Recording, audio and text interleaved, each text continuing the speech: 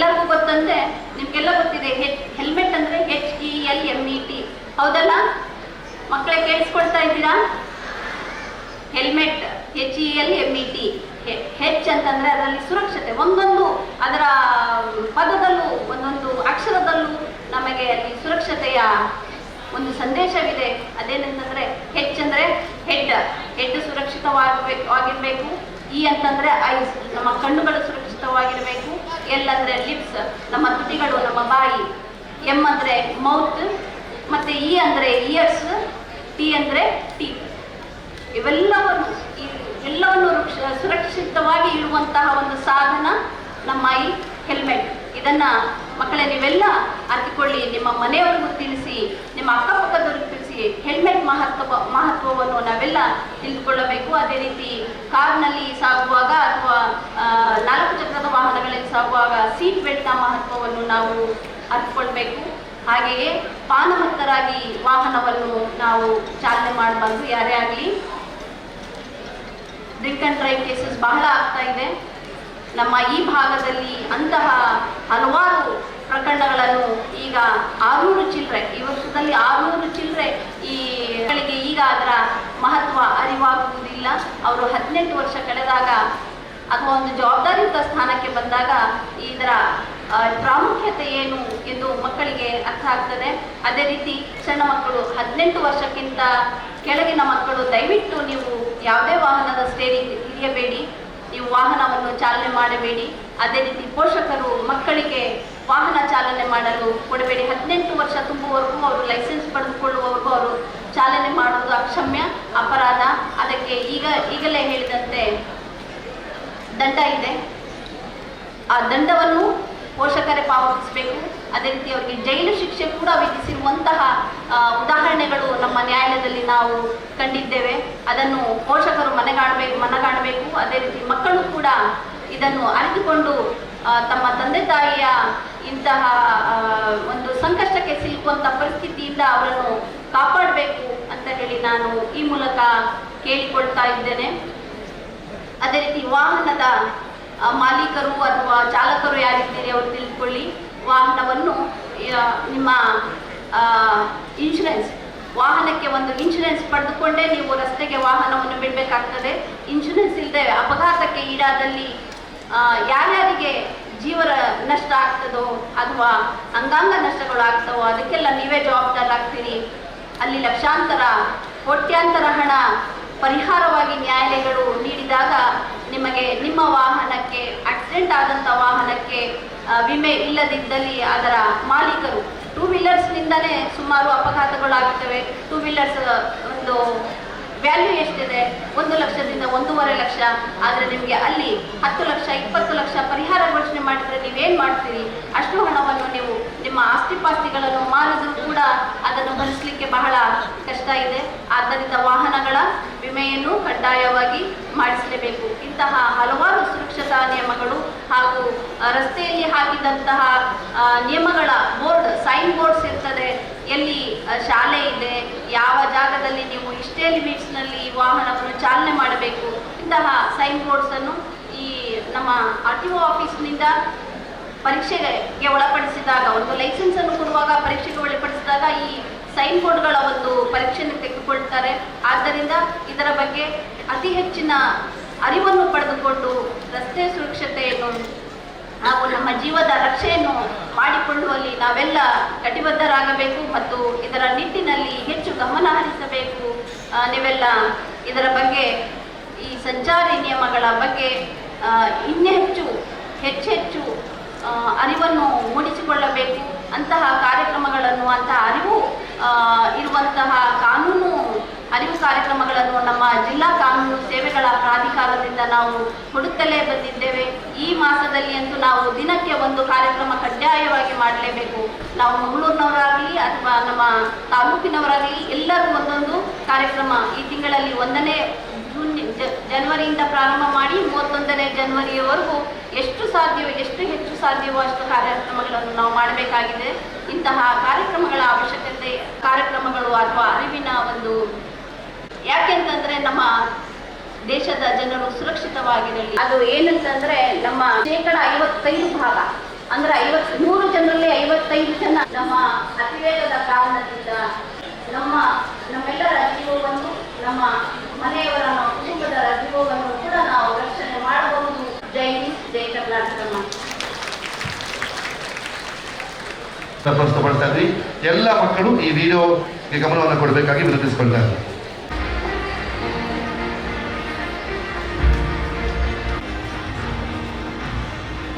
ನೀವು ರಸ್ತೆಯಲ್ಲಿ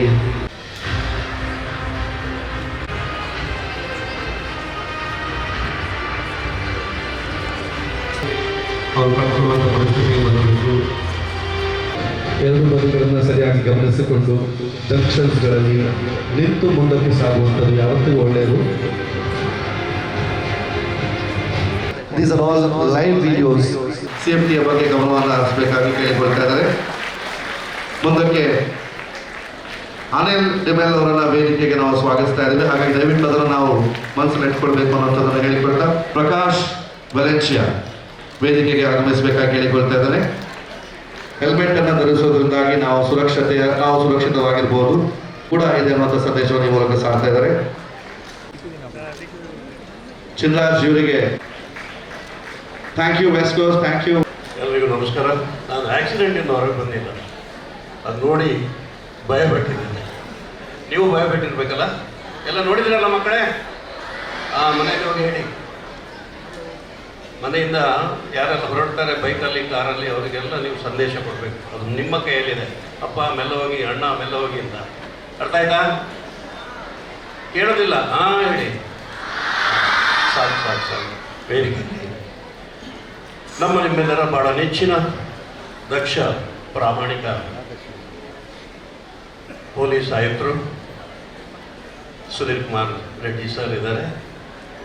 ನಮ್ಮ ದಕ್ಷಿಣ ಕನ್ನಡ ಜಿಲ್ಲೆಯಲ್ಲಿ ಸ್ವಲ್ಪ ಅಶಾಂತಿ ತಲೆದೋರಿತ್ತು, ತುಂಬ ಒಂದು ಭಯದ ವಾತಾವರಣ ಸೃಷ್ಟಿಯಾಗಿತ್ತು. ಆ ಸಂದರ್ಭದಲ್ಲಿ ಸಮಯೋಚಿತವಾಗಿ ನಮಗೆ ಒಂದು ದಕ್ಷ ಅಧಿಕಾರಿಯನ್ನು ಸರ್ಕಾರ ಒದಗಿಸಿಕೊಟ್ಟಿದ್ದಾರೆ.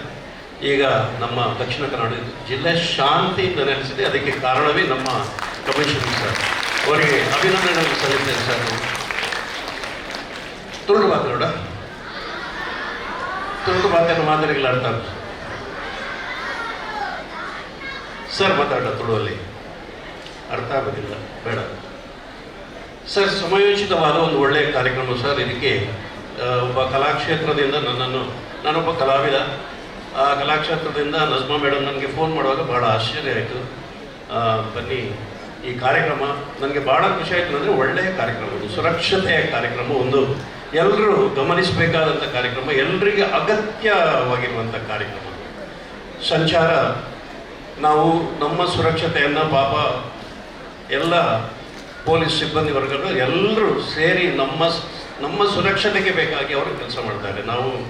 ಯಾವಾಗಲೂ ನಾವು ಅಡಿಕೆಯಲ್ಲಿ ನಾವು ನೋಡ್ತಾ ಇರ್ತೀವಿ, ಆಚೆ ಈಚೆ ಹೋಗೋವಾಗ ನೋಡ್ತಾ ಇರ್ತೀವಿ ಎಷ್ಟು ಕಷ್ಟಪಡ್ತಾರೆ ರಾತ್ರಿ ಹಗಲು ನಮ್ಮ ಸುರಕ್ಷತೆಯನ್ನು. ಆಗ ನಾವೇನು ಮಾಡಬೇಕು, ಸಂಚಾರ ನಿಯಮಗಳನ್ನು ಪಾಲಿಸಬೇಕು.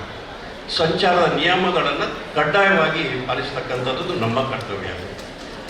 90% ನನ್ನ ಪ್ರಕಾರ ಒಂದು 90% ಆಕ್ಸಿಡೆಂಟ್ ಆಗಿರೋದೇ ಸಂಚಾರ ನಿಯಮದ ಉಲ್ಲಂಘನೆಯಿಂದ ಆಗಿದೆ ಅಂತ ನಾನು ಭಾವಿಸಿದ್ದೇನೆ. ಈಗ ಬರುವಾಗ ನಾನು ನೋಡಿದೆ, ಒಂದು ಬೈಕಲ್ಲಿ ನಮ್ಮ ಒಬ್ಬರು ಸಂಚರಿಸ್ತಾ ಇದ್ದರು. ಅವರ ಕುತ್ತಿಗೆ ಹೀಗಿತ್ತು, ಇಲ್ಲಿ ಮೊಬೈಲ್ ಇತ್ತು. ನೋಡಿ, ಇಂಥ ಚಿಕ್ಕ ಚಿಕ್ಕ ವಿಷಯಗಳು, ಇದರಿಂದಲೇ ಸ್ವಲ್ಪ ಅಪಾಯ ಜಾಸ್ತಿ. ಅಲ್ಲಿ ಕ್ಯಾಮ್ರಾ ಇದೆ, ಅಲ್ಲಿ ಪೊಲೀಸ್ ಇದ್ದಾರೆ ಅಂತ ಹೇಳಿಕೊಂಡು ನಾವು ಸಂಚಾರ ಮಾಡೋದು ಬೇಡ. ನಮ್ಮ ದೇಹದ ರಕ್ಷಣೆಯನ್ನು ನಾವೇ ಮಾಡ್ಕೋಬೇಕು. ಅಲ್ಲಿ ಪೊಲೀಸ್ ಇಲ್ಲ. ಇಬ್ಬರು ಸಂಭಾಷಣೆ ನಾನು ಕೇಳಿದ್ದೇನೆ, ಬೈಕಲ್ಲಿ ಹೋಗೋಕೆ ಹೆಲ್ಮೆಟ್ ಮಾಡ ಮಾರಾಯ, ಹೆಲ್ಮೆಟ್ ಇದೆಯಾ, ಇವೆಂಟ್ ಅವ್ರು ಪೊಲೀಸ್ ಇದೆಯಾ. ಹೀಗೆ ಮಾಡಿದರೆ ಮಾತ್ರ ನಮಗೆ ಅಲ್ಲಿ ಆಗೋ ಘಟನೆಗಳಿಗೆ ನಾವೇ ಕಾರಣರಾಗ್ತೇವೆ. ಒಂದು ಚಿಕ್ಕ ಮಗು ನನ್ನ ಹತ್ರ ಕೇಳ್ತಾ ಇತ್ತು. ಅವತ್ತು ದುಬೈಯಿಂದ ಬಂದಿದ್ದ ಹುಡುಗ. ಅಂಕಲ್ ಇದು ಎಂಥದ್ದು ಒಟ್ಟಾರಿಸಿ ಆಚೆ ಈಚೆ ಎಲ್ಲ ಒಟ್ಟಾರಿಸಿ ಓಡ್ತಾರೆ, ದುಬೈಯಲ್ಲಿ ಅಂದರೆ ಪೊಲೀಸ್ ಒಳಗಾಗ್ತಾರೆ ಅಂತ. ನೋಡಿ, ಆ ಚಿಕ್ಕ ಹುಡುಗನಿಗೆ ಅಷ್ಟು ಒಂದು ಕಾಳಜಿ ಇದೆ. ನಮ್ಮ ನಿಯಮಗಳಲ್ಲಿ ಅಷ್ಟೊಂದು ಕಾಳಜಿ ಇಟ್ಕೊಂಡಿದ್ದಾರೆ. ನಮಗೆ ಯಾಕಿಲ್ಲ ಅಂತ ಒಂದು ಭಾವನೆ. ರಾತ್ರಿ ಒಂದೊಂದು ಸಲ ನಾವು ಕೂಡ ಸಂಚಾರದಲ್ಲಿದ್ದೇವೆ, ನಮ್ಮ ವೆಹಿಕಲಲ್ಲಿ ರಾತ್ರಿ 12 ಗಂಟೆ 2 ಗಂಟೆ 3 ಗಂಟೆ ಜೊತೆಗೆ ಎಲ್ಲ ನಾವು ಕಾರ್ಯಕ್ರಮ ಮುಗಿಸಿಕೊಂಡು ವಾಪಸ್ ಬರೋ ಹೊತ್ತಿಗೆ ಒಂದೊಂದು ಆಕ್ಸಿಡೆಂಟ್ಗಳನ್ನು ಕಣ್ಣಾರೆ ನಾವು ಕಂಡಿದ್ದೇವೆ. ಭಾಳ ಬೇಸರ ಆಗ್ತದೆ. ಅಲ್ಲಿ ನೋಡಲಿಕ್ಕೆ ಆಗದಂಥ ಆಕ್ಸಿಡೆಂಟನ್ನು ನೋಡಿದ್ದೇವೆ ನಾವು ಒಂದು 30-38 ವರ್ಷಗಳಲ್ಲಿ. ಇದೆಲ್ಲ ಆಗೋದು ಸಂಚಾರದ ನಿಯಮಗಳನ್ನು ಪಾಲನೆ ಮಾಡದ ಕಾರಣದಿಂದ ಇಂಥ ಆಕ್ಸಿಡೆಂಟ್ಗಳಾಗ್ತಾ ಇರ್ತವೆ. ನಾವು ಪರಸ್ಪರ ಹೊಂದಾಣಿಕೆ ನಮ್ಮಲ್ಲಿ ಪರಸ್ಪರ ನಮ್ಮ ಸಾರ್ವಜನಿಕರು ಮತ್ತು ಇಲಾಖೆಗೆ ನಾವು ಹೊಂದಾಣಿಕೆ ಮಾಡಿಕೊಂಡು ಅವರ ಕಷ್ಟವನ್ನು ಹಾಕಿಕೊಂಡು ನಾವು ಕೂಡ ಅವರಿಗೆ ಒಂದು ರೀತಿಯಲ್ಲಿ ಸಹಾಯ ಆಗುವಂತೆ ನಾವು ವರ್ತಿಸಿದರೆ ಖಂಡಿತ ಇಂಥ ಆಕ್ಸಿಡೆಂಟ್ಗಳು ಖಂಡಿತ ಆಗೋದಿಲ್ಲ. ಅಲ್ಲಿ ಪೊಲೀಸರಿಲ್ಲ, ಅಲ್ಲಿ ಕ್ಯಾಮರಾ ಇಲ್ಲ ಅಂತ ನಾವು ನಮ್ಮಷ್ಟಕ್ಕೆ ನಮ್ಮ ವೆಹಿಕಲಲ್ಲಿ ಹೋದರೆ ಖಂಡಿತವಾಗಿ ಘಟನೆಗಳು ನಡೀತಾ ಇರ್ತದೆ. ನಾನು ಜಾಸ್ತಿ ಮಾತಾಡಲಿಕ್ಕೆ ಕಮಿಷನರ್ ಸಾರಿಗೆ ಎಷ್ಟು ಕೆಲಸ ಇರ್ಬೋದು, ಹಾಗೆ ಎಲ್ಲ ಪದಾಧಿಕಾರಿಗಳು ಎಲ್ಲ ಇಲ್ಲೇ ಇದ್ದಾರೆ. ಅವರಿಗೆಲ್ಲ ತುಂಬ ಕೆಲಸ ಇದ್ದ ಮಕ್ಕಳು ಬೆಳಿಗ್ಗೆ 9 ಗಂಟೆಗೆ ಬಂದು ಕೂತಿದ್ದಾರೆ. ರವಿಶಂಕರ್ ಸರ್ ಹೇಳಿದರು, ಎಲ್ಲ ನಿಯಮಗಳನ್ನು ಹೇಳಿದರು. ಆಕ್ಸಿಡೆಂಟ್ ಆದ ಟೋಟಲ್ ಅದನ್ನೆಲ್ಲ ನಿಮಗೆ ವಿವರಿಸಿದ್ದಾರೆ. ಇದೆಲ್ಲ ಎಲ್ಲರ ಗಮನಕ್ಕೆ ಬಂದಿದೆ. ಮೇಡಮ್ ಭಾಳ ಸುಂದರವಾಗಿ ಆಕ್ಸಿಡೆಂಟ್ ಆದ ಮೇಲೆ ಏನಾಗ್ತದೆ ಅಂತ ನಮ್ಮ ಡಾಕ್ಟರ್ ಅರ್ಜುನ್ ಶೆಟ್ಟರು ಹೇಳಿದರು. ಇದೆಲ್ಲ ನಿಮ್ಮ ಗಮನದಲ್ಲಿ ತಗೊಳ್ಳಿ. ಒಂದು, ನಾವು ಸಂಚಾರ ಮಾಡುವವರಿಗೆ ಒಂದೇ ಒಂದು ಕಿವಿ ಮಾತು ಹೇಳ್ತೇನೆ ನಾನು. ನೀವು ಎಷ್ಟೇ ಸ್ಪೀಡಲ್ಲಿ ಹೋಗಿ, ಎಷ್ಟೇ ನೀವು ಬೇಜವಾಬ್ದಾರಿತನದಿಂದ ಹೋಗಿ, ಆದರೆ ಒಂದು ನಿಮ್ಮ ಮನಸ್ಸಲ್ಲಿರಬೇಕು, ನನ್ನ ಮನೆಯಲ್ಲಿ ನನ್ನ ಕುಟುಂಬ ನನ್ನನ್ನು ಕಾಯ್ತಾ ಇದೆ, ನನ್ನ ಮನೆಯಲ್ಲಿ ನನ್ನ ಕುಟುಂಬ ಕಾಯ್ತಾ ಇದೆ ಅನ್ನೋದೊಂದು ತಲೆಯಲ್ಲಿ ಗ್ಯಾರಂಟಿ ನಿಮ್ಮ ತಲೆಯಲ್ಲಿ ಇರಬೇಕು. ಆಗ ಆ ಜವಾಬ್ದಾರಿ ನಿಮ್ಮಲ್ಲಿ, ನಿಮ್ಮ ಮನೆಯ ಮಂದಿಯನ್ನು ನೀವು ಒಮ್ಮೆ ನೀವು ಎಣಿಸಿದರೆ ಅಷ್ಟು ಸ್ಪೀಡಾಗಿ ಹೋಗೋದಿಲ್ಲ, ಭಾಳ ಜಾಗ್ರತೆಯಿಂದ ಹೋಗ್ತೀರಿ. ದಯವಿಟ್ಟು ಎಲ್ಲರೂ ನಿಯಮವನ್ನು ಪಾಲಿಸಿ. ಖಂಡಿತ ಆಕ್ಸಿಡೆಂಟ್ಗಳನ್ನು ತಪ್ಪಿಸಬಹುದಂತ ಹೇಳಿ ಅವಕಾಶ ಕೊಟ್ಟಿದ್ದಕ್ಕೆ, ಕಲಾಕ್ಷೇತ್ರದಿಂದ ನನ್ನನ್ನು ಆರಿಸಿ ಈ ಇಂಥ ಒಂದು ಅದ್ಭುತವಾದ ಕಾರ್ಯಕ್ರಮಕ್ಕೆ ನನ್ನನ್ನು ಕರೆದಿದ್ದಕ್ಕೆ ಮಗದೊಮ್ಮೆ ನಾನು ಕೃತಜ್ಞತೆಯನ್ನು ಸಲ್ಲಿಸಿ ಎರಡು ಮಾತು ಮುಗಿಸ್ತೇನೆ. ನಮಸ್ಕಾರ.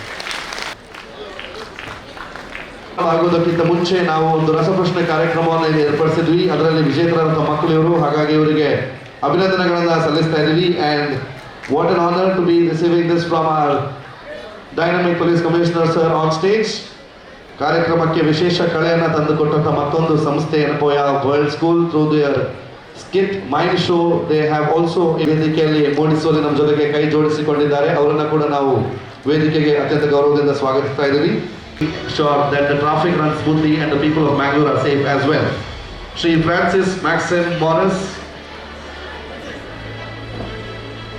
ಶಾಲಾ ವಾಹನದಲ್ಲಿ ಶಾಲೆಗೆ ಕಲ್ತ್ಕೊಂಡು ಹೋಗುವಾಗ ಇವರಿಗೆ ಅದನ್ನು ನಡೆಸ್ಕೊಂಡು ಬರ್ತಾ ಇದ್ದಾರೆ. ಹಾಗೆ ಅದರ ಜೊತೆಗೆ ನಿಸ್ವಾರ್ಥ ಸೇವೆಯನ್ನ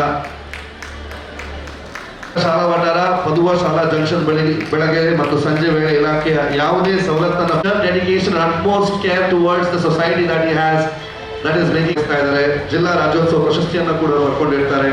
ಇವರಿಗೆ ನಾವು ಈ ಮೂಲಕ ನಮ್ಮ ಅಭಿನಂದನೆಗಳನ್ನ ಗೌರವಗಳನ್ನು ಸಲ್ಲಿಸ್ತಾ ಇದ್ದೀವಿ. ಮುಂದಕ್ಕೆ ವೇದಿಕೆಗೆ ವೈಲೆಟ್ ಜಿ ಪಿರೇರಾ.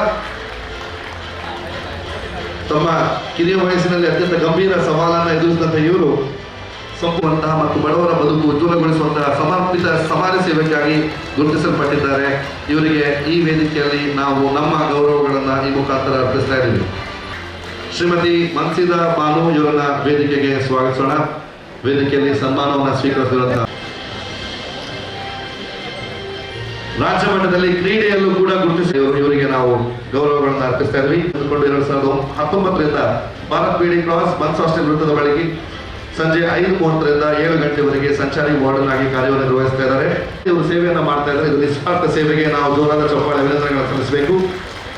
ಶ್ರೀ ರಮೇಶ್ ಕಾವೂರು ಇವರನ್ನ ವೇದಿಕೆಗೆ ಸ್ವಾಗತಿಸೋಣ. ಪೊಲೀಸರೊಂದಿಗೆ ಸೇರಿ ತನ್ನ ಬಿಡುವಿನ ಸಮಯದಲ್ಲಿ ಸಂಚಾರ ದಟ್ಟಣೆಯನ್ನ ನಿರ್ವಹಿಸುವಂತಹ ಕೆಲಸಕ್ಕೆ ಕೈ ಜೋಡಿಸಿಕೊಂಡಿದ್ದಾರೆ. ಇವರಿಗೆ ಪೊಲೀಸ್ ಇಲಾಖೆಯ ಪರವಾಗಿ, ಸರ್ವ ಸಂಘ ಸಂಸ್ಥೆಗಳ ಪರವಾಗಿ ನಾವು ಧನ್ಯವಾದಗಳನ್ನು, ಅಭಿನಂದನೆಗಳನ್ನು, ಗೌರವಗಳನ್ನು ವೇದಿಕೆಯಲ್ಲಿ ಅರ್ಪಿಸ್ತಾ ಇದ್ದೇವೆ. ಶ್ರೀ ಬಶೀರ್ ಹಳೆಯಂಗಡಿಯನ್ನ ವೇದಿಕೆಗೆ ಸ್ವಾಗತಿಸೋಣ. ಶ್ರೀಯುತರು ಸುಮಾರು 10 ವರ್ಷಗಳಿಂದ ಹಳೆಯಂಗಡಿಯಲ್ಲಿ ಬೆಳಗ್ಗೆ ಬ್ಯಾರಿಕೇಡ್ಗಳನ್ನು ರಸ್ತೆಗೆ ಜೋಡಿಸುವುದು, ರಾತ್ರಿ ಸಮಯದಲ್ಲಿ ಬ್ಯಾರಿಕೇಡ್ಗಳನ್ನು ತೆರವುಗೊಳಿಸುವಂತಹ ಒಂದು ಪ್ರಾರ್ಥನೆಯ ಜೊತೆಗೆ ಕಾರ್ಯಕ್ರಮಕ್ಕೆ ಚಾಲನೆಯನ್ನು ನೀಡಿದಂತಹ ಕೆನರಾ ಕಾಲೇಜಿಗೆ ಬರಮಾಡಿಕೊಳ್ತಾ ಇದ್ದೇವೆ. ಸ್ಮರಣಿಕೆಯನ್ನ ಮಾನ್ಯ ಪೊಲೀಸ್ ಆಯುಕ್ತರು ಶ್ರೀ ಸುಧೀರ್ ಕುಮಾರ್ ರೆಡ್ಡಿ ಸರ್ ಇವರಿಂದ ಪಡ್ಕೊಳ್ಬೇಕಾಗಿ ಕೇಳಿಕೊಳ್ತಾ ನಿಮಗೆ ಅನಂತ ಕೃತಜ್ಞತೆಯನ್ನು ಈ ಮುಖಾಂತರ ನಾವು ಅರ್ಪಿಸ್ತಾ ಇದ್ದೇವೆ. ಇದೇ ರೀತಿಯಾಗಿ ಎಲ್ಲ ಸಂಘ ಸಂಸ್ಥೆಗಳ ಸಹಕಾರ, ಮಂಗಳೂರು ನಗರ ಸಂಚಾರ ಪೊಲೀಸ್ ಜೊತೆಗೆ ಯಾವತ್ತಿಗೂ ಇಲ್ಲಿ ಒಂದು ಸುರಕ್ಷಿತ ಹಾಗೆ ಆರೋಗ್ಯವಂತ ಸಮಾಜವನ್ನು ಕಟ್ಟುವಲ್ಲಿ ನಾವೆಲ್ಲರೂ ಕೂಡ ಜೊತೆಯಾಗೋಣ.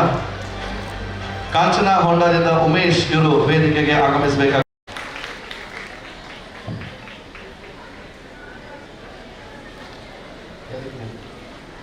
ವೇದಿಕೆ ಮೇಲೆ ಆಸಕ್ತರಾಗಿಲ್ಲ ಎಲ್ಲ ಗಣ್ಯರಿಗೆ ಮತ್ತು ಎಲ್ಲ ವಿದ್ಯಾರ್ಥಿಯರಿಗೆ, ಎಲ್ಲ ಹಿರಿಯರಿಗೆ, ಈಗಾಗಲೇ ನಮ್ಮ ದೇವದಾಸ್ ಕಾರ್ಮಿಕ ಡಾಕ್ಟರ್ ಅರ್ಜುನ್ ಶೆಟ್ಟಿ ಅವರು ಭಾಳ ಹಾರ್ಟ್ ಟಚಿಂಗ್ ಆಗಿ ಪ್ರತಿಯೊಬ್ಬರಿಗೆ ಅರ್ಥ ಆಗೋ ರೀತಿಯಲ್ಲಿ ಇವರು ಮಾತಾಡಿದ್ದು ಕೇಳಿದರೆ ಅಷ್ಟೇ ಸಾಕು. ಹೊರಗೋದ ತಕ್ಷಣ ಯಾರೂ ಕೂಡ ಎಲ್ಲಿ ಟ್ರಾಫಿಕ್ ಆಕ್ಸಿಡೆಂಟ್ ಆಗೋದಿಲ್ಲ, ಟ್ರಾಫಿಕ್ ರೂಲ್ ವೈಲೇಷನ್ ಆಗೋದಿಲ್ಲ ಅನ್ನೋ ರೀತಿಯಲ್ಲಿ ಭಾಳ ಅಚ್ಚುಕಟ್ಟಾಗಿ ಎಲ್ಲರಿಗೆ ಹಾರ್ಟ್ ಟಚಿಂಗ್ ಆಗಿ ಮಾತಾಡಿ ಎಕ್ಸ್ಪ್ಲೇನ್ ಮಾಡಿದ್ದಾರೆ. ಅದೇ ರೀತಿಯಲ್ಲಿ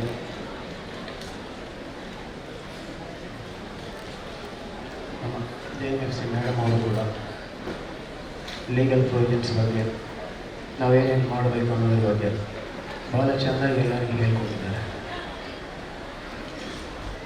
ಆದರೆ ಎಲ್ಲ ಊರ ಜೊತೆ ನಾವು ನೋಡಿದರೆ ಮಂಗಳೂರಲ್ಲಿ ಯಾವಾಗಲೂ ಒಂದು ರೀತಿಯಲ್ಲಿ ವ್ಯತ್ಯಾಸವಾಗಿ ಮಾಡ್ತಾ ಇರ್ತೀವಿ. ಏನಪ್ಪ ವ್ಯತ್ಯಾಸ ಅಂದರೆ, 2-3 ಉದಾಹರಣೆ ನೋಡಿದ್ದೀವಿ ಆಕ್ಸಿಡೆಂಟ್ ಯಾವ ರೀತಿ ಆಗಿದೆ ಅಂತ ಹೇಳಿ. ಬೇರೆ ಕಡೆ ಕೆಲವು ಕಡೆ ಇರ್ಬೋದು, ಬಟ್ ಆದರೆ ನಮ್ಮೂರಲ್ಲಿ ಕೂಡ ಸ್ಪೆಷಲಾಗಿ ಏನೇನು ಇರ್ತದೆ ಅಂದರೆ, ಬೆಳಗ್ಗೆ ಎದ್ದಿದ ತಕ್ಷಣ ಒಂದು 10 ಜನ ಕೇಳ್ತಾರೆ, ಯಾರು ಅವನು ಬುದ್ಧಿ ಇಲ್ಲದವನು ಬಂದ್ಬಿಟ್ಟು ರೋಡಲ್ಲೆಲ್ಲ ಗಾಡಿ ನಿಲ್ಲಿಸ್ಬಿಟ್ಟಿದ್ದಾನೆ ಅಂತ ಹೇಳ್ಬಿಟ್ಟು 4 ಫೋಟೋ ತೆಗೆದು ಸೋಷಿಯಲ್ ಮೀಡಿಯಾದಲ್ಲಿ ಅಪ್ಲೋಡ್ ಮಾಡಿ ಒಂದನ್ನು 5,000 ಲೈಕ್ ಬಂದಮೇಲೆ ನಾನು ಕಿಂಗ್ ತಪ್ಪು ಊರೆಲ್ಲರಿಗೆ ತೋರಿಸಿದ್ದೀನಿ ಅಂತ ಹೇಳ್ತಾನೆ. ಮಧ್ಯಾಹ್ನ ಅಲ್ಲೇ ಹೋಗಿ ನಾವು ನೋಡಿದರೆ ಅವನದೇ ಗಾಡಿ ಅದೇ ನೋ ಪಾರ್ಕಿಂಗಲ್ಲಿ ಅಲ್ಲೇ ನಿಲ್ಸ್ಕೊಂಡು ಕೂತಿರ್ತಾನೆ. This is a problem here. ಅದು ಆಯ್ತಪ್ಪ ಸರಿ ಅಂತ ಹೇಳಿ ಅದನ್ನು ಬಿಡ್ತೀವಿ. ಆ ವಿಡಿಯೋ ನೀವು ನೋಡಿದರೆ, ನಾವು ಸ್ಟ್ಯಾಟಿಸ್ಟಿಕ್ಸ್ ಎಲ್ಲ ಕೂಡ ನೋಡಿದ್ವಿ. ಒಟ್ಟು ಪ್ರತಿ 2 ದಿವಸಕ್ಕೆ ಒಮ್ಮೆ ಒಬ್ಬರು ಸತ್ತೋಗ್ತಾರೆ ಮಂಗಳೂರಲ್ಲಿ ಆಕ್ಸಿಡೆಂಟಲ್ಲಿ. ಟೋಟಲ್ 170 ಜನ ಹೋದ ವರ್ಷ ಸತ್ತೋಗಿದ್ದಾರೆ ಆಕ್ಸಿಡೆಂಟಲ್ಲಿ. ಈ 171ರಲ್ಲಿ 169 ಆಕ್ಸಿಡೆಂಟ್ಸಲ್ಲಿ ಕಾರಣ ಯಾರ ಒಬ್ಬರದ್ದು ನೆಗ್ಲಿಜೆನ್ಸ್. ಇದರಲ್ಲಿ ದುಡ್ಡಿದ್ದವ್ರದ್ದಿರಬೇಕು ಅಥವಾ ವಿಕ್ಟಿಮ್ದಿರಬೇಕು, ಆ ಕಡೆ ಇದ್ದವ್ರದ್ದು ಒಬ್ಬರದ್ದು ನೆಗ್ಲಿಜೆನ್ಸ್ ಇದೆ. ನೀವಲ್ಲಿ ನೋಡಿದಾಗ ನಿಮಗೂ ಗೊತ್ತಾಗ್ತಾ ಇರ್ತದೆ ಅವನ ತಪ್ಪ ಇವನ್ ತಪ್ಪ ಅಂತ ಯೋಚನೆ ಮಾಡ್ಬಿಡ್ತೀವಿ. ಒಂದು 2 ವಿಷಯಗಳಲ್ಲಿ ಮಾತ್ರ ಎಲ್ಲೋ ರೋಡಲ್ಲಿ ಒಂದು ಹೊಂಡ ಇದ್ದಿರುವಂಥದ್ದು, ಅಥವಾ ಸ್ಟೀಪ್ ಎಡ್ಜ್ ಇರ್ತದೆ, ಆ ಎಡ್ಜ್ ಕವರ್ ಆಗಿಲ್ಲ ಅಂತ, ಅದು ಸೋಷಿಯಲ್ ಮೀಡಿಯಾದಲ್ಲಿ ಬರ್ತದೆ. ಅಪ್ಪ ನಿರ್ಲಕ್ಷ್ಯದಿಂದ ಸಾವು, ಸರ್ಕಾರದ ನಿರ್ಲಕ್ಷ್ಯದಿಂದ ಸಾವು. ಆ 169 ಜನ ಸತ್ತೋಗಿದ್ದು ನಿಮ್ಮ ನಿರ್ಲಕ್ಷ್ಯದಿಂದ. ಅದಕ್ಕೆ ಯಾರು ಮಾತಾಡೋದು ಬೇಡ, ನಮಗೆ ಜವಾಬ್ದಾರಿನೂ ಬೇಡ. ನಾವು ಸತ್ತರೂ ನಮಗೇನು ಬೇಕಾಗಿಲ್ಲ. ಇಲ್ಲಿ ಕುಂತವ್ರೆಲ್ಲರಿಗೆ ನಾರ್ಮಲಾಗಿ ಒಂದು ಕ್ವಶನ್ ಕೇಳ್ತೀನಿ. ನಾನು ಮಾತಾಡೋದು ಸ್ವಲ್ಪ ವರ್ಷಾಗಿರ್ತದೆ ಅಂತ ಹೇಳಿ ಎಲ್ಲರೂ ಹೇಳ್ತಾರೆ, ನನಗೂ ಗೊತ್ತಿದೆ, ಬಟ್ ಅದು ಚೇಂಜ್ ಮಾಡ್ಕೊಳ್ಳಿಕ್ಕೆ ಆಗಲ್ಲ. ಎಲ್ಲ ಮನೆಗಳು 95% ಆಫ್ ದಿ ಹೌಸಸ್ ಈಗ ಸದ್ಯಕ್ಕಿದ್ದು ಸಿಂಗಲ್ ಎರ್ನಿಂಗ್ ಮೆಂಬರ್ ಇರುವಂಥ ಹೌಸಸ್. ಮನೆಯಲ್ಲಿರುವ ನನ್ನ ಮನೆಯಲ್ಲಿ ಕೂಡ ಒಬ್ಬನೇ ದುಡಿಯೋನಿರ್ತಾನೆ, ಬಾಕಿಯವರೆಲ್ಲರೂ ಕೂಡ ಅವರ ಮೇಲೆ ಆಧಾರಪಟ್ಟಿರ್ತಾರೆ. ಎಲ್ಲ ಒಂದ್ಸಲ ಯೋಚನೆ ಮಾಡಿ, ಇವತ್ತು ನಿಮ್ಮ ತಂದೆ ಮನೆಗೆ ಬರಲ್ಲ, ಎಲ್ಲೋ ಆಕ್ಸಿಡೆಂಟ್ ಆಗಿ ಹೋಗಿದ್ದಾರೆ ಅಂತ ಅಂದ್ಕೊಂಡು ಯೋಚನೆ ಮಾಡಿ ಹೇಗಿರ್ತಾರೆ ಸಿಚುವೇಶನ್. ಅಥವಾ ಇವತ್ತು ನೀವೇ ಮನೆಗೆ ಹೋಗಲ್ಲ, ಯಾರು ಅರ್ನಿಂಗ್ ಮೆಂಬರ್ ಆಗಿರ್ತಾರೆ, ಆ ಸಿಚುವೇಶನ್ ಯೋಚನೆ ಮಾಡಿ. ನಮ್ಮ ಡಾಕ್ಟರ್ ಭಾಳ ಕ್ಲಿಯರಾಗಿ ಎಕ್ಸ್ಪ್ಲೇನ್ ಮಾಡಿದ್ದಾರೆ ಅದರಿಂದ ಏನಾಗ್ತದೆ ಅಂತ ಹೇಳಿ. ಬಟ್ ನಮ್ಮ ಕತೆ ಏನಿದೆ, ಒಂದು ದಿವಸ ಎಮೋಷ್ನಲ್ ಆಗಿ ಫೀಲ್ ಆಗ್ತೀವಿ, ಅಂತ ಫೀಲ್ ಆಗ್ತೀವಿ, 2 ದಿವಸ ಸೋಷಿಯಲ್ ಮೀಡಿಯಾದಲ್ಲಿ ಪೋಸ್ಟ್ ಆಗ್ತೀವಿ, ರೀಲ್ಸ್ ಹಾಕ್ಕೊತೀವಿ, ವೈರಲ್ ಆಗ್ತದೆ, ಆಮೇಲೆ ನಮಗೆ ಬೇಡ. ನಾನು ಹೋಗುವಾಗ ಹೈವೇದಲ್ಲಿ ಒಂದು ಬೈಕ್ ಮೇಲೆ ಎಷ್ಟು ಜನ ನಿನ್ನೆ ನೋಡಿದ್ವಿ, 5 ಜನ ಹೋಗ್ತಾಯಿದ್ರು ಒಂದೇ ಬೈಕಲ್ಲಿ. ಈಗ ಹೋಗ್ತಾ ಇರೋವನ್ನ ಇಳಿಸಿದ್ರೆ ಏನಾಗುತ್ತಂದರೆ, ಅವನ ಕೆಳಗಿಂದನೇ 100% ಒಬ್ಬನು ಸಾಯ್ತಾನೆ. ಆಮೇಲೆ ಪೊಲೀಸರ ಮೇಲೆ ಮರ್ಡರ್ ಕೇಸ್, ಇವನಿಂದನೇ ಸತ್ತಿದ್ದಾರೆ ಅಂತ ಹೇಳಿ ಆಗಬೇಕು ಕೇಸ್. ಅದಕ್ಕೆ ಹೆದರ್ಕೊಂಡ್ಬಿಟ್ಟು ಪೊಲೀಸರು ಮಾಡ್ತಾರೆ. ಇತ್ತೀಚೆಗೆ ಒಬ್ಬರು ASI ಮೇಲೆ ಪಾಪ ಆಕ್ಸಿಡೆಂಟ್ ಆಗಿ ಅವ್ನು ಸತ್ತೋಗಿದ್ರೆ, AS ಯಾಕೆ ಅವ್ರ ಗಾಡಿ ನಿಲ್ಸ ಅಂತ ಹೇಳ್ತಾ ಇದ್ದ, ಅವನು ಓವರ್ ಸ್ಪೀಡ್ ಹೆಲ್ಮೆಟ್ ಇಲ್ಲದೆ ಹೋಗ್ತಾ ಇದ್ದ. ಅವನು ಹೋಗಿ ಎಲ್ಲೋ ಗುದ್ದು ಸೆತ್ತುಬಿಟ್ಟಿದ್ದಾನೆ. ಆಕ್ಸಿಡೆಂಟ್ ಕೇಸ್ ಹೋಗಿ ಅವನ ತಪ್ಪಿಂದ ಆಗಿದ್ದ ಆಕ್ಸಿಡೆಂಟ್ಗೆ ಪೊಲೀಸರ ಮೇಲೆ ಮರ್ಡರ್ ಕೇಸ್ ಮಾಡಿಸ್ಬಿಟ್ಟಿದ್ದಾರೆ. ಆಮೇಲೆ ಒಂದು ಡಿಸಿಷನ್ ತೊಗೊಂಡಿದ್ದಾರೆ. ಯಾರು ಎಲ್ಲಿ ಬೇಕಾದ್ರೂ ಹೋಗಲಿ ಸಾಯಿಲಿ, ನಮಗೆ ಯಾಕಪ್ಪ ದೂರ ಇರಲಿ ಅಂತ ಹೇಳಿ. ಇದೇ ನೀವು ಕಂಟಿನ್ಯೂ ಮಾಡ್ತಾ ಹೋದರೆ 171 250 ಆಗ್ಬೋದು, ಇನ್ನೂ ಜಾಸ್ತಿ ಕೂಡ ಆಗ್ಬೋದು. ನಮ್ಮೂರಲ್ಲಿ ನಾವು ಗಮನಿಸಿದ್ದು ಇನ್ಯಾರು ನೋಡೋಣ, ಹೈವೇ ಮೇಲೆ ಈ ರೋಡ್ ಕ್ರಾಸಿಂಗ್ ಹತ್ರ ಭಾಳಷ್ಟು ಆಕ್ಸಿಡೆಂಟ್ಸ್ ಆಗ್ತಾ ಇದ್ದಾವೆ ಅಂತ ಹೇಳಿ ಒಂದು ಫುಟ್ ಓವರ್ ಬ್ರಿಡ್ಜ್ ಕಟ್ತಾರೆ. ನಾನು ಆ ಕಡೆ ಹೋದಾಗೆಲ್ಲ ಮೇಲೆ ನೋಡ್ತಾ ಇರ್ತೀನಿ, ಒಂದು ಸಲ ಆದರೂ ಒಬ್ಬನಾದರೂ ಮೇಲಿಂದ ಹೋಗ್ತಾನೆ ಅಂತ ಇಲ್ಲ. ನಾವು ಕೆಳಗಡೆ ಹೋಗ್ತೀವಿ, ರೋಡ್ಗೆ ಅಡ್ಡವಾಗಿ ಓದ್ಕೊಂಡು ಹೋಗ್ತೀವಿ, ರಿಸ್ಕ್ ತೊಗೊಂಡು ಹೋಗ್ತೀವಿ. ಯಾರಾದರೂ ಕಾರ್ ಅವನು ಬಿದ್ದಿದ್ರೆ ಕಾರ್ ಅವನು ತಪ್ಪು, ಅವನು ನಿಧಾನವಾಗೇ ಹೋಗ್ತಿರ್ತಾನೆ ಕೆಲವು ಸಲ. ಮಂಗಳೂರಿನಲ್ಲಿ ಮಾತ್ರ ನಮ್ಮ ಟ್ರಾಫಿಕ್ ಪೊಲೀಸರೆಲ್ಲ ನಾನು ಕೂಡ ಒಂದು ಡಿಸಿಷನ್ ತೊಗೊಂಡಿದ್ದೀವಿ. ಯಾಕೇನಂತ, ಏನಾದರೂ ಮಾಡಿ ಅವನ ಕಾಲಿ ಇವ್ರ ಕಾಲಿ ಇಟ್ಕೊಂಡು ಏನಾದರೂ ಮಾಡಿಕೊಂಡು ಈ ಹೈವೇದಲ್ಲಿ ಮೀಡಿಯನ್ ಇದೆ ಅಲ್ಲ ಮಧ್ಯೆ ಎಲ್ಲ ಕಂಪ್ಲೀಟಾಗಿ ಬ್ಯಾರಿಕೇಡ್ ಮಾಡಿಸ್ಬಿಡೋಣ. 100% ನಮಗೆ ನಾನು ಹೇಳಿದ್ದೀನಿ, 171 ಜನ ಸತ್ತೋಗಿದ್ದರೆ ಅದರಲ್ಲಿ 68 ಜನ ಪೆಡೆಸ್ಟ್ರಿಯನ್ಸ್ ರೋಡ್ ಕ್ರಾಸ್ ಮಾಡುವಾಗ ಸತ್ತೋಗಿದ್ದಾರೆ. ಕೆಲವ್ರನ್ನ ಹಿಂದ್ಗಡೆಯಿಂದ ಹೊಡೆದಿರ್ಬೋದು, ಕೆಲವ್ರನ್ನ ಫ್ರಂಟಿಂದ ಇರ್ಬೋದು, ಏನು ಬೇಕಾಗಿರ್ಬೋದು. ಇವರೆಲ್ಲರನ್ನು ಕಾಪಾಡಲಿಕ್ಕೆ ಈ ಇಡೀ ರೋಡ್ ಉದ್ದಕ್ಕೆ ಕೂಡ ನಾವು ಬ್ಯಾರಿಕೇಡ್ ಹಾಕ್ಸೋಣ, ರೋಡ್ ಅಡ್ಡ ಕ್ರಾಸ್ ಮಾಡಲಿಕ್ಕೆ ಅವಕಾಶ ಇಲ್ಲದ ಹಾಗೆ ಅಂತ ಹೇಳಿ ಮಾತಾಡ್ತಾ ಇದ್ದೀವಿ. ಇದಕ್ಕೆ ಕಾರಣ ಏನಂದರೆ ನಮಗಿದ್ದ ನಂಬಿಕೆ. ನೀವು ಏನೇ ಮಾಡಿ ಆಕ್ಸಿಡೆಂಟ್ ಆದಾಗ ಇವರು ಬಂದು ಡೈಲಾಗ್ ಬಿಡ್ತಾರೆ, ಮಾತಾಡ್ತಾರೆ ಬಿಟ್ಟು ಹೈವೇ ಮೇಲೆ ಜೀಬ್ರಾ ಕ್ರಾಸಿಂಗ್ ಇದ್ರಷ್ಟಲ್ಲೇ ರೂಟ್ ಕ್ರಾಸ್ ಮಾಡಬೇಕು, ಇವರು ಮಾಡಲ್ಲ, ರೋಡ್ ಮಧ್ಯದಲ್ಲಿ ಅವ್ರಿಗೆ ಇಷ್ಟಕ್ಕೆ ಎಲ್ಲಿ ಬೇಕಾದ್ರೂ ಮಾಡ್ತಾರಂತ ನಮಗಿದ್ದಂಥ ಒಂದು ನಂಬಿಕೆ ನಿಮ್ಮ ಮೇಲೆ. ಸೊ ಈ ರೀತಿ ಇದ್ದಾಗ ಏನಾಗುತ್ತೆ? ಅದೇ ರೀತಿ 2 ವೀಲರ್ ಆಕ್ಸಿಡೆಂಟ್ಸ್, 170ರಲ್ಲಿ 100 ಆಕ್ಸಿಡೆಂಟ್ಸ್ 2 ವೀಲರ್ ಮೇಲೇ ಆಗಿದ್ದಾವೆ. ಅದರಲ್ಲಿ ಅರ್ಧ ಡಾಕ್ಟರ್ ಹೇಳಿದ್ದಾರೆ ಆಲ್ರೆಡಿ, ಪಿಲಿಯನ್ ಹಿಂದೆ ಕೂತಿದ್ದವರು ಹೆಲ್ಮೆಟ್ ಹಾಕಲಿಲ್ಲ, ಸತ್ತೋಗಿದ್ದಾರೆ. ಏನಾಗ್ತವೆ ಇವೆಲ್ಲ ಕೂಡ ಯಾವ ರೀತಿ ಆಗ್ತವೆ? ಇನ್ನೊಂದು ನಾವು ಬಹಳ ಏನಾದರೂ ಹೆಮ್ಮೆಯಿಂದ ಹೇಳಿಕೊಳ್ಳುವಂಥದ್ದು ಏನಂದರೆ 25 ಕೇಸಲ್ಲಿ ಮೈನರ್ಸ್. ನಾನು ನನ್ನ ಮಗನಿಗೆ ಎಲ್ಲ ಎಕ್ಸಲೆಂಟ್ ಫೆಸಿಲಿಟೀಸ್ ಕೊಟ್ಬಿಡ್ತೀನಿ ಅಂತ ಹೇಳಿ ಮೈನರಿಗೆ ತೊಗೊಂಡೋಗಿ ಗಾಡಿ ಕೊಟ್ಟಿದ್ದು ಇವರು ಹೋಗೋ 10 ಜನಕ್ಕೆ ಹೊಡೆದು ಸಾಯಿಸಿಬಿಟ್ಟಿದ್ದಾರೆ. ಈಗ ಅದೇನು ಆಕ್ಸಿಡೆಂಟಾ ಮರ್ಡರ? ಇನ್ನೊಂದು 4 ಕೇಸಲ್ಲಿ ಅವರೇ ಕುಡಿದು ಹೋಗಿ ಬಿದ್ದು ಅವರೇ ಸತ್ತಿದ್ದಾರೆ. ಅದು ಏನಾಗುತ್ತೆ? 2 ಕೇಸಲ್ಲಿ ಕುಡಿದವರು ಹೋಗಿ ಆಕ್ಸಿಡೆಂಟ್ ಮಾಡಿದ್ದಾರೆ, ಅದು ಮರ್ಡರ ಆಕ್ಸಿಡೆಂಟ್. ಸೊ ಈ ಎಲ್ಲ ಕೇಸುಗಳಲ್ಲಿ ಕೂಡ ಇನ್ನು ಮುಂದೆ ಕಲ್ಪಬಲ್ ಹೋಮ್ಸ್ಟೇಗ್ ಅಂತ ಒಂದು ಸೆಕ್ಷನ್ ಇದೆ, 10 ವರ್ಷ ಜೈಲಲ್ಲಿ ಇರಲಿಕ್ಕೆ ಅವಕಾಶ ಇದೆ. ಸೊ ಅದನ್ನು ಹಾಕಿ ಅಂತ ಒಂದು ಡೆಸಿಷನ್ ತೊಗೊಂಡಿದ್ದೀವಿ. ಬೇರೆ ಅವಕಾಶನೇ ಇಲ್ಲ, ಹೇಳಿದರೆ ಕೇಳೋದಿಲ್ಲ ಅಂತ ನಾನು ಅವರ ಮಾತೆ. ಯಾಕಂದರೆ ಈ ಸ್ಪೀಚ್ ಈಗ ನಾನು ಕೊಡೋದಿಲ್ಲ, ಕಳೆದ 10-20 ವರ್ಷಗಳಿಂದ ನಮಗಿಂತ ದೊಡ್ಡವರು, ಎಷ್ಟೋ ವಿಷನ್ ಇದ್ದಂಥವರು ಎಷ್ಟೋ ಜನ ಹೇಳ್ತಾನೆ ಇದ್ದಾರೆ. ಬಟ್ ನಮ್ಮ ರೆಸ್ಪಾನ್ಸಿಬಿಲಿಟಿ ಕಂಟಿನ್ಯೂ ಆಗ್ತಾನೇ ಇದೆ. ಏನು ಮಾಡಬೇಕಂತ ಇನ್ನು 171 ಜನ ಸತ್ತೋಗ್ತಾ ಇದ್ದಾರೆ. ಕಳೆದ ವರ್ಷ ಅದಕ್ಕೆ ಮೊದಲು 180 ಜನ ತೀರ್ಕೊಂಡಿದ್ದಾರೆ. ಇವೆಲ್ಲ ಕೂಡ ಏನು? ನೆಕ್ಸ್ಟ್ ಈ 171 ಜನ ಸತ್ತೋಗಿದ್ರೆ ಯಾರಿಗೂ ಬೇಕಾಗಿಲ್ಲ, ಯಾರು ಎಲ್ಲಿ ಬೇಕಾದ್ರೆ ಸಾಯಲಿ, ಒಬ್ಬನಿಗೆ ಯಾವನೋ ಎಲ್ಲೋ ಕೊಲೆ ಮಾಡಿರ್ತಾನೆ ರೌಡಿ ಶೇಖರ, ಬಾ ಸಿಕ್ತು ಡೆಡ್ ಬಾಡಿ ಮಾಡಿ ಮಜಾ, ಇದು ಸಾಕು ನಮಗೆ. ಈ 171 ಜನರ ಬಗ್ಗೆ ಯಾರಿಗೂ ಕೂಡ ಕಾಳಜಿ ಇಲ್ಲ, ನಮಗೇನು ಬೇಕಾಗಿಲ್ಲ. ಅದರ ಬಗ್ಗೆ ನಾವೇನು ಮಾಡ್ತಾ ಇದ್ದೀವಿ, ಜನರು ಕೇರ್ಫುಲ್ ಆಗಿರಲಿಕ್ಕೆ ಏನು ಮಾಡ್ತಾ ಇದ್ದೀವಿ, ಜನಕ್ಕೆ ಏನು ಹೇಳ್ತಾ ಇದ್ದೀವಿ, ಏನಿಲ್ಲ. ನಮ್ಮ ಒಟ್ಟಿಗೆ ಇದ್ದವನಿಗೆ ರೆಸ್ಪಾನ್ಸಿಬಲ್ ಆಗಿರೋವಂಥದ್ದು ಹೇಳೋದಿಲ್ಲ. ಎಲ್ಲ ಒಂದು ಕಡೆ ಒಂದು ಇನ್ಸಿಡೆಂಟ್ ಆಗ್ತದೆ, ಅದನ್ನು ತಗೊಂಡು ನಮಗೆ ಎಲ್ಲಾದರೂ ಅಡ್ವಾಂಟೇಜ್ ಬರ್ತದೆ. ಬರಲಿ, ಪ್ರತಿಯೊಬ್ಬನೇ ಏನಾದರೂ ಬ್ಲಡ್ಡಲ್ಲಿ ಹೇಗಾದರೂ ಮಾಡಿ ಒಂದು ಭಾವ ತಗೊಂಡು ಬರೋದು ಈ ವಯಸ್ಸಿಂದಲೇ ಬರ್ತದೆ. ಇನ್ನೊಂದು ಸೂಪರ್ ಏನಂದರೆ, ಮೊನ್ನೆ ಯಾರೋ ಫೋನ್ ಮಾಡಿದ್ದಾರೆ, ಆಕ್ಸಿಡೆಂಟ್ ಆಗಿದೆ. ಆಗಿಲ್ಲಪ್ಪ, ಬರ್ತಾರೆ ಪೊಲೀಸರು. ಹಿಂದೂ ಮುಸ್ಲಿಂ ಹೊಡೆದಿದ್ದಾನೆ ಬೈಕಲ್ಲಿ, ಅಥವಾ ಮುಸ್ಲಿಂ ಹಿಂದೂ ಹೊಡೆದಿದ್ದಾನೆ, ಕಮ್ಯುನಲ್ ಆಗ್ತಾ ಇದೆ, ಜನ ಎಲ್ಲ ಸೇರಿದ್ದಾರೆ. ನಾನು ಹೇಳಿದೆ, ಯಾರೋ ಇಬ್ಬರು ಕೇರ್ಲೆಸ್ ಆಗಿ ಗಾಡಿ ಓಡಿಸ್ತಾ ಇದ್ದಾಗ ಇಬ್ಬರು ಉದ್ಕೊಂಡು ಸೆಟ್ಟಿದ್ದು, ಇದು ಸತ್ತರೆ ಅಲ್ಲಿ ಕಮ್ಯುನಲ್ ಆಗ್ತಾ ಇದೆ, ಜನ ಸೇರ್ತಿದ್ದಾರೆ. ನೀವು ಬೇಗ ಮನ ಕಲಿಸ್ಬೇಕು, ಅದನ್ನು ನಿಭಾಯಿಸಬೇಕು.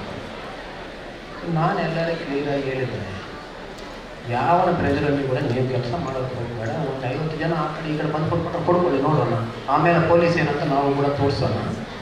ಆಕ್ಸಿಡೆಂಟ್ ಕೇಸು ಕಮ್ಯುನಲ್ ಆಗಿ ಮಾಡೋದು ಬೇಕಾಗಿಲ್ಲ. ಆಗಿ ಜನ ಸೇರಿದರೆ ಅದೇನು ಮಾಡಬೇಕು ನಮಗೆ ಗೊತ್ತಿದೆ, ಯಾವ ರೀತಿ ಮಾಡಬೇಕು. ಇಷ್ಟು ವರ್ಷ ಪ್ರತಿ ಆಕ್ಸಿಡೆಂಟಲ್ಲಿ ಎಷ್ಟೆಷ್ಟು ಜನ ಸೇರಿದ್ದಾರೆ ಎಲ್ಲ ಲೆಕ್ಕ ತೆಗೆದು ಸೇರಿಸಿ ಯಾವ ಕೇಸಲ್ಲಿ ಯಾರು ಏನು ಮಾಡ್ಕೊಂಡಿದ್ದಾರೆ ಎಲ್ಲ ಲಿಸ್ಟ್ ಮಾಡಿ ಡೇಟಾ ಎಲ್ಲ ಫಿಟ್ ಮಾಡಿ ಇಟ್ಕೊಂಡಿದ್ವಿ. ಯಾರು ಎಲ್ಲಿ ಯಾವ ರೀತಿ ಯಾವ ಕೇಸಲ್ಲಿ ಹಾಕ್ಕೋಬೇಕು, ಏನು ಮಾಡಬೇಕು ಎಲ್ಲ ರೆಡಿಯಾಗಿ ಡೇಟಾ ಇದೆ.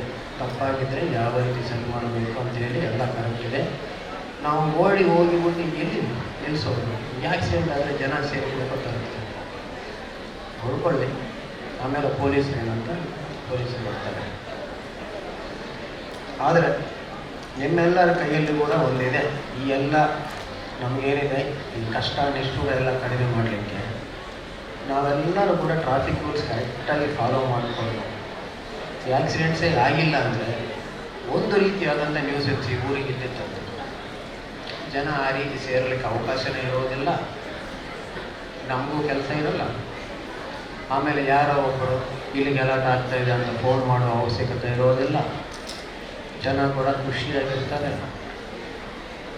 ಮನೆಯಿಂದ ಬಿಟ್ಟಂಥ ತಂದೆ, ದುಡಿಯುವಂಥ ಮಗನು, ಯಾರ್ಯಾರು ಹೋಗಿರ್ತಾರೆ ಅವರೆಲ್ಲ ಯಾವ ರೀತಿ ಮನೆಯಿಂದ ಬಿಟ್ಟಿದ್ದಾರೆ ಅದೇ ರೀತಿಯಲ್ಲಿ ವಾಪಸ್ ಬಂದರೆ ಎಲ್ಲ ಖುಷಿಯಾಗಿರ್ತಾರೆ. ಎಲ್ಲ ಫ್ಯಾಮಿಲೀಸ್ ಆಗಿರ್ತಾರೆ. ಒಂದು ಆಕ್ಸಿಡೆಂಟ್ ಆಗಿದೆ ಅನ್ನೋ ಕಾರಣಕ್ಕೆ ಒಂದು ಟೋಟಲ್ ಫ್ಯಾಮಿಲಿ ಕೂಡ ರೋಡಿಗೆ ಬಂದು ನಾವು ಸೆತ್ತೋಗಿದ್ದರೆ ಅಟ್ಲೀಸ್ಟ್ ಉಳಿದವರು ಹೇಗಿರಬೇಕಂತ ಇರ್ತಾರೆ. ಅವನು ಸೆತ್ತಿಲ್ಲ, ಪೇಷಂಟ್ ಆಗಿದ್ದಾನಂದರೆ ಇವರೆಲ್ಲ ಕಷ್ಟಪಟ್ಟು ಅವನಿಗೆ ಏನಾದ್ರು ಮಾಡಬೇಕಾಗ್ತದೆ, ಟ್ರೀಟ್ಮೆಂಟಿಗಾಗಿ ಖರ್ಚು ಮಾಡಬೇಕು, ಎಲ್ಲ ಮಾಡ್ಕೋಬೇಕು, ಅದೇ ಪರಿಸ್ಥಿತಿ ಮಾಡ್ತಾರೆ. ಈ ರೀತಿ ಆಗಬಾರ್ದಂದರೆ ಈ ಜವಾಬ್ದಾರಿ ಪೊಲೀಸರಲ್ಲಿ ಪ್ರತಿಯೊಬ್ಬರ ಪರ್ಸನಲ್ ರೆಸ್ಪಾನ್ಸಿಬಿಲಿಟಿ ಆಗುತ್ತೆ. ನಾನು ಯಾವುದೇ ಗಾಡಿ ಓಡಿಸ್ತಾ ಇರುವಾಗ ನಾನು ಜಾಗೃತಿಯಾಗಿ ಓಡಿಸಬೇಕು. ಆ ಕಡೆ ಇದ್ದವನು ತಪ್ಪು ಮಾಡಿದ್ರು ಕೂಡ ನನಗೇನು ಆಗುವುದಿಲ್ಲ, ನಾನು ಜಾಗೃತಿಯಾಗಿ ಓಡಿಸ್ತೀನಿ ಅನ್ನುವಂಥ ಒಂದು ಫೀಲಿಂಗ್. ನಮ್ಮ DCP ಕ್ರೈಮ್ ಯಾವಾಗಲೂ ಹೇಳ್ತಾ ಇರ್ತಾರೆ, ಡಿಫೆನ್ಸಿವ್ ಡ್ರೈವಿಂಗ್ ಅಂತ ಹೇಳಿ DCP ಟ್ರಾಫಿಕ್ ಕೊಡೋದು. ಸೊ ಅದಕ್ಕೆ ಮೈಂಡ್ ಸೆಟ್ ಅದು. ನಾನು ವೈಲೆಂಟಾಗಿ ಹೋಗ್ತೀನಿ, ಯಾವುದು ಕೇರ್ ಮಾಡಲ್ಲ, ಹೇಗೆ ಬೇಕಾದರೂ ಹೋಗ್ತೀನಿ ಅಂದರೆ that is mind set of the people. ಪ್ರತಿಯೊಬ್ಬರನ್ನು ಕ್ವಶನ್ ಮಾಡುವಂಥ ರೆಸ್ಪಾನ್ಸಿಬಿಲಿಟಿ, ಧೈರ್ಯ, ಕೆಪಾಸಿಟಿ ಇದ್ದಂಥವ್ರು. ಯಾಕೆ ನಮ್ಮನ್ನು ನಾವು ಕ್ವಶನ್ ಮಾಡಿಕೊಂಡು ನಾವು ರೆಸ್ಪಾನ್ಸಿಬಲ್ ಆಗಿ ಫಸ್ಟ್ ನಮ್ಮ ಡ್ಯೂಟೀಸ್ ಏನು ಅನ್ನುವಂಥದ್ದು ನೋಡೋದಿಲ್ಲ.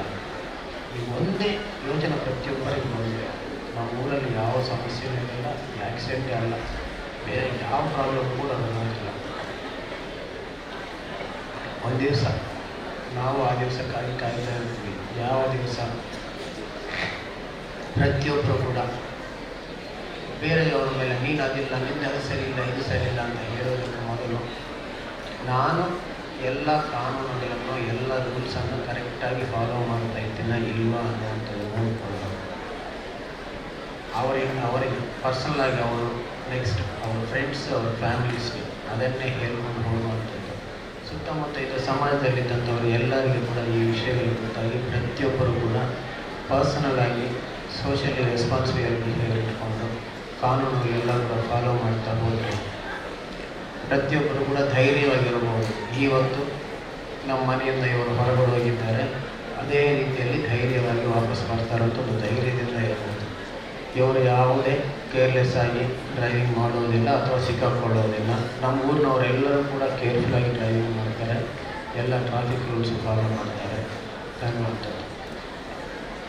ಈ ರೀತಿ ಇದ್ದರೆ ಒಂದು ಬರ್ತದೆ. ನಮ್ಮೂರಲ್ಲಿ ಇನ್ನೊಂದು ಏನು ಮಾಡ್ತೀವಿ, ಯಾರು ಹೆಲ್ಮೆಟ್ ಹಾಕದೆ ರೋಡಲ್ಲಿ ಗಾಡಿ ಓಡಿಸ್ತಾ ಇರ್ತಾರೆ ಅವರನ್ನು ಕರೆದು ಅವ್ರಿಗೆ ಹೆಲ್ಮೆಟ್ ಡೊನೇಟ್ ಮಾಡ್ತೀವಿ ನಾವು. ಓಕೆ, ಹೆಲ್ಮೆಟ್ ಅಂತೂ ಡೊನೇಟ್ ಮಾಡಿದ್ರು. ಆಮೇಲೆ ಅವ್ರು ಹಾಕ್ತಾರೆ ಇಲ್ಲ, ಏನು ಹೇಳ್ತಾರೆ ಅದನ್ನು 1 ಲಕ್ಷ ಇಟ್ಕೊಂಡು ಬೈಕ್ ಖರೀದಿ ಮಾಡಿದ್ರು ಅವನಿಗೆ ನಾವು 500 ರೂಪಾಯಿ 1,000 ಇಟ್ಕೊಂಡು ಅವ್ರ ಹೆಲ್ಮೆಟ್ ತೊಗೊಳ್ಳೋ ಕೆಪಾಸಿಟಿ ಇಲ್ಲ ಅವರಿಗೆ. ನಮಗೆ ಗೊತ್ತಿಲ್ಲ, ಭಾಳ ಖುಷಿಯಾಗಿತ್ತು. ಯಾರೋ ಒಬ್ಬರು ಬಂದಿಲ್ಲ ಹೆಲ್ಮೆಟ್ ತೊಗೊಳ್ತಾ ಇದ್ದಾರೆ. ಅದು ಆ್ಯಕ್ಚುಲಿ ಇನ್ಸಲ್ಟ್ ಫೀಲ್ ಮಾಡಬೇಕಾದಂಥ ಒಂದು ಸಿಚುಯೇಷನ್. ಇದನ್ನು ಅರ್ಥ ಮಾಡ್ಕೊಂಡಿದ್ರೆ ನಾನೇನು ಹೇಳಿದ್ದು, ಆ್ಯಕ್ಸಿಡೆಂಟ್ ಆಗದೇ ಇರುವಂಥದ್ದಲ್ಲ ಗ್ರೇಟ್ನೆಸ್. ಈಗ ಸದ್ಯಕ್ಕೆ ಅಚೀವ್ಮೆಂಟ್ ಏನಾಗಿದೆ, ಮನೆಯಿಂದ ಹೊರಗೆ ಹೋಗಿದ್ದವನು ಯಾವುದೇ ಆ್ಯಕ್ಸಿಡೆಂಟಲ್ಲಿ ಕೈಕಾಲು ಮುಡ್ಕೊಳ್ಳದೆ ಹೆಲ್ದಿಯಾಗಿ ವಾಪಸ್ ಬರುವಂಥದ್ದೇ ಒಂದು ಅಚೀವ್ಮೆಂಟ್ ಆಗುವಂಥ ಪರಿಸ್ಥಿತಿ ಬರ್ತದೆ. Just because everybody is reckless about the rules. ಯಾವ ರೂಲ್ಸ್ ಅಂತ ನಿಮ್ಮೆಲ್ಲರಿಗೂ ಆಲ್ರೆಡಿ ಗೊತ್ತಿದೆ, ಹೇಳಿದ್ದಾರೆ. ಎಲ್ಲರೂ ಅವರವರ ಜವಾಬ್ದಾರಿಯನ್ನು ಜಾಗೃತಿಯಾಗಿ ನಿಭಾಯಿಸಿಕೊಳ್ಳಿ. ನೀವೆಲ್ಲ ನಿಮ್ಮ ಜವಾಬ್ದಾರಿ ಜಾಗೃತಿಯಾಗಿ ನಿಭಾಯಿಸಿದರೆ, ಒಂದು ನಿಮ್ಮ ಮನೆಯಲ್ಲಿ ಯಾವುದೇ ಸಮಸ್ಯೆಗಳ ಖುಷಿಯಾಗಿದ್ದರೆ, ಎರಡನೇದು ನಮಗೆ ಕೆಲಸ ಕಡಿಮೆ ಇರ್ತದೆ. ದಯವಿಟ್ಟು ನಮ್ಮ ಕೆಲಸ ಕಡಿಮೆ ಮಾಡಿ. Thank you.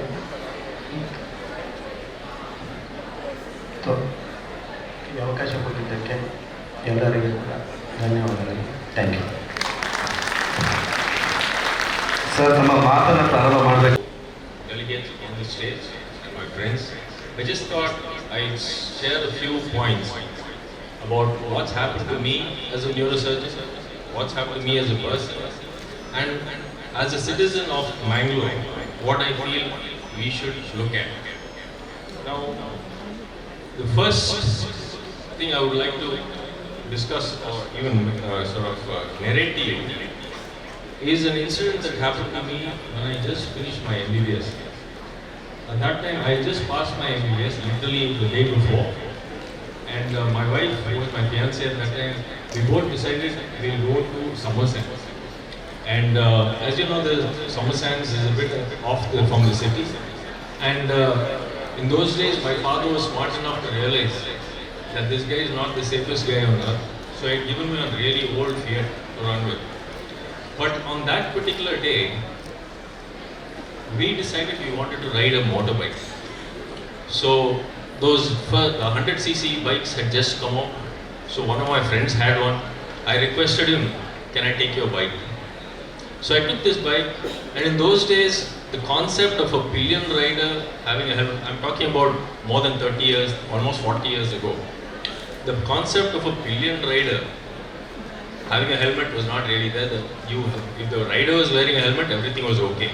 So I had a helmet, and we went, and on the way, in front of us, a bus stopped, and a lady ran across the road. So I applied the brakes. Now when I applied the brakes, the back end lifted slightly, and we both fell. I got up, nothing much had happened, we were not going very fast. But unfortunately, my wife landed directly on her head and sustained a very, very severe head injury. So in those days, if you have to understand, 40 years ago, Mangalore did not have a CT scan. The only CT scan available was in Manipal. So we had to take her there. She was unconscious. We brought her back, and for almost 3 months, she had leakage of fluid from the brain, all these things. But miraculously, she has recovered. The only deficit she has now is that she can't smell, which being my wife probably is a good thing. But the thing is, everybody says how unfortunate. The reality is, we were extremely, extremely lucky. Majority of the patients, when they suffer, I would not be a neurosurgeon most likely, because I would be busy taking care of her. She would not have been a gynecologist. My entire family would have to think 20 times before going out just for a small dinner or to attend a function, because there will be someone lying at home who needs to be taken care of. There are certain things I would like you to remember. If you take a vehicle from a friend, it's different from the vehicle you drive daily. The minute you drive somebody else's vehicle or an unfamiliar vehicle, be extra cautious. Second, now you have no excuse. A helmet is mandatory for both. Just one person riding, no. And this is where the problem comes. When you're riding a bike, your friend comes and he says, hey, drop me there. It doesn't look cool to pull out a helmet and say, wear this. So most of us hesitate. But you remember this, when you take that pillion helmet and give it to them and put it on, what you're telling them is, I care for your life, and there is nothing cooler than that. So you have to remember, if you are allowing someone to sit behind you, you're taking responsibility. You have to insist they wear a helmet. Your pillion has to wear a helmet. And the third thing I just want to bring is the person lending the vehicle. So I still remember, my friend didn't ask me, do you have a license? Do you know how to ride? No, he just gave me the keys. Remember this, if you are giving your vehicle to another person to ride, it is your responsibility to check that he has a valid license and he knows how to ride or drive. Because if something goes wrong, you're responsible. Or even worse, if the vehicle is registered in your parents' name, they're going to be dragged to the police station. So this is one incident that I brought in. The second happened a little later, a couple of years later when I finished my neurosurgery. I had gone to St. John's Hospital, Bangalore. In those days, St. John's was one of the premier institutes in the state, and we were fairly technically advanced compared to other places. So complicated cases would be sent to St. John's for treatment. And one day, a 14-year-old child came from Bangalore. So the minute a Bangalore person came to Bangalore, they were speaking Tulu. Nobody else knew Tulu, so I was called. And after that, I became this girl's basically treating doctor. This was a child who had suffered an accident where she and her father was crossing the road and a bus hit him. The father died instantly. This girl was paralyzed neck down. Not only was she paralyzed, she was unable to breathe properly without a ventilator. In those days, ventilators in government hospitals were not very advanced. So after a couple of days, she was finding it difficult. They shifted her to John's for a better ventilator care. And you won't believe it, she stayed in St. John's for almost 1 year. At the end of that 1 year, the family, which was lower middle class to middle class, was destitute. They had sold everything. The girl who was, when she came itself around 35-40 kgs, was around 15 to 20 kgs. And finally, they could not manage. Now, what happened was, she was on a ventilator. And they decided, we are going to take her home, we cannot manage. I was the youngest neurosurgeon there. I was given the job of taking her to the ambulance, disconnecting her and putting her in the ambulance. I have seen thousands of cases. I have operated patients who have come walking and they have died on the table. I have talked to people who have lost their children, lost their parents, lost their siblings. But that face is still the worst image I have in my life. So remember this, it is not just patient dying, it is suffering and also financially crippling an entire family. A family which has a head injury patient goes from one strata to another with no hope in between. So these are things that you have to remember every little, not really my specialty, but I thought I'd just mention a few things, substances. Now, the biggest problem with that, I feel, knows that it's not acceptable. Alcohol, the tendency is, youngster Allah, this is nonsense. The only time, mistakes is different. Under influence of alcohol is something we should have zero tolerance to. And this is particularly true for the colleagues and the parents. If you do not accept or if you do not stand up and denounce your own colleague who is drinking under influence of alcohol, trust me, it will not improve. It has to come from us. Now, a small thing about few things. One is road rage. Now, there are two types, I felt, of two types of instances which instill anger in us. One is you're happily driving down the road comfortably and suddenly a guy cuts across or he starts honking and overtakes you and you get angry. Now here is a person who you don't know why he's doing it. And in those times, though, and I'm probably not the best guy to say this, but though we feel anger, this is the time when I think we should be the bigger person. Look at it and say, okay, probably he's having a terrible day, somebody is serious at home, he's probably got problems in his job, and let it go.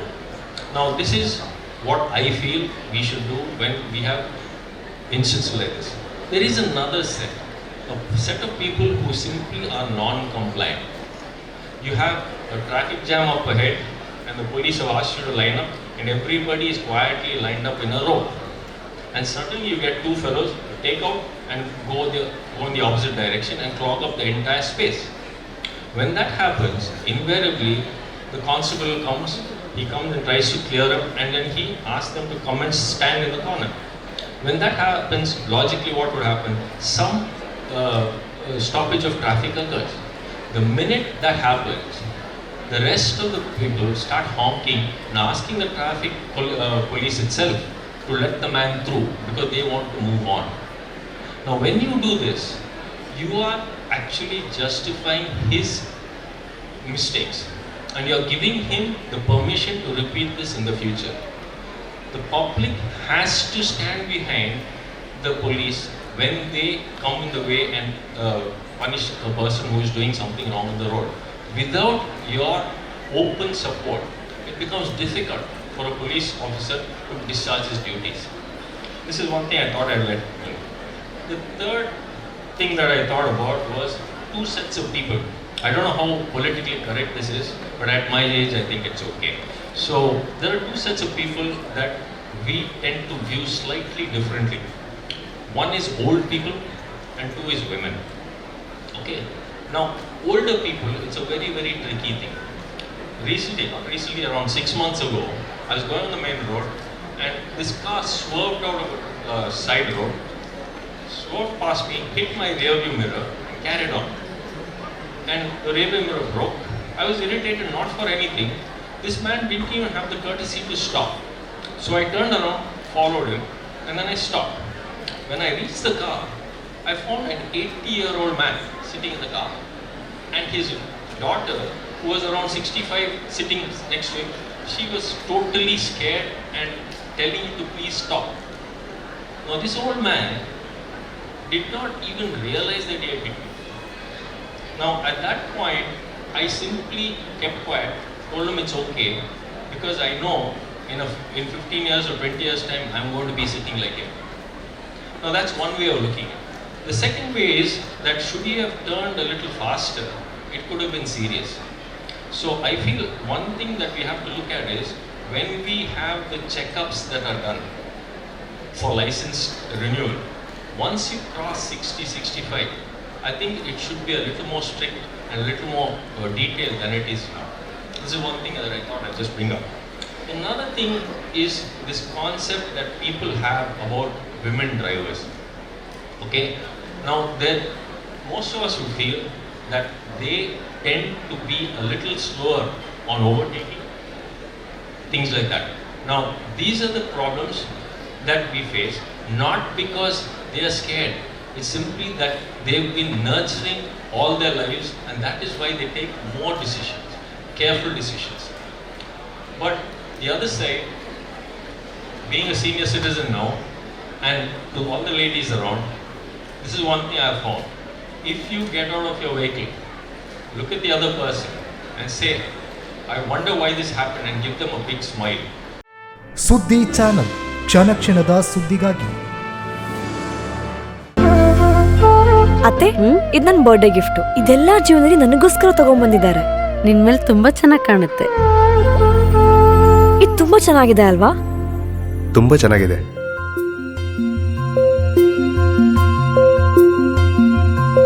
It will look really good on you. Amma? Huh? Mother is always son's first love.